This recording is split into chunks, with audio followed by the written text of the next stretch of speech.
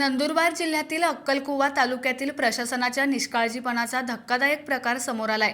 केलखाडी येथील विद्यार्थ्यांच्या शिक्षणासाठी झाडावरून होणारा जीवघेणा प्रवास समोर आल्यानंतर खुद्द मुख्यमंत्र्यांनी साकव बांधण्याचे आदेश दिले होते। मात्र या आदेशाला कोणतीही गती मिळाली नाही। आता डाब ग्रामपंचायतीच्या अंतर्गत येणाऱ्या मालीआंबा येथील जिल्हा परिषद शाळेच्या विद्यार्थ्यांचा जीवघेणा प्रवास उघड झालाय। मालीआंबा गावातून वाहणाऱ्या वरखेडी नदीवर पूल नसल्यानं ग्रामस्थांनी चक्क बांबू आणि दोरीच्या सहाय्यानं एक तात्पुरता धोकादायक झुलता पूल तयार केलाय। याच पुलावरून विद्यार्थी शिक्षणासाठी शाळेत जात आहेत। प्रशासनाकडे पूल बांधण्यासाठी निधी नाही किंवा तांत्रिक अडचणी आहेत असे रडगाणे सुरू असतानाच ग्रामस्थांनी मात्र आपल्या आदिवासी पद्धतीने हा मार्ग काढला आहे। या बांबूच्या पुलामुळे विद्यार्थ्यांना थोडाफार आधार मिळत असला तरी दुसऱ्या काही ठिकाणी अजूनही विद्यार्थ्यांना पाण्यातून धोकादायक प्रवास करूनच शाळा गाठावी लागते।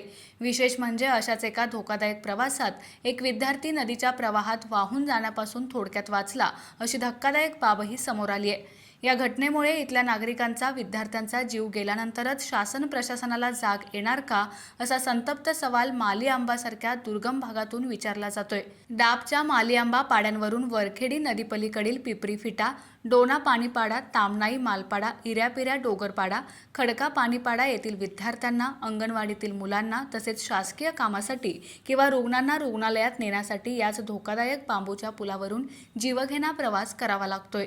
या समस्येकडे प्रशासनाने तातडीने लक्ष देऊन कायमस्वरूपी उपाययोजना करणं गरजेचं आहे।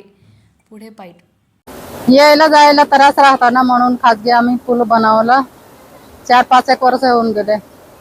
आमचे मतदान करते ना असं पूल बांधून देणार असं सांगितलं।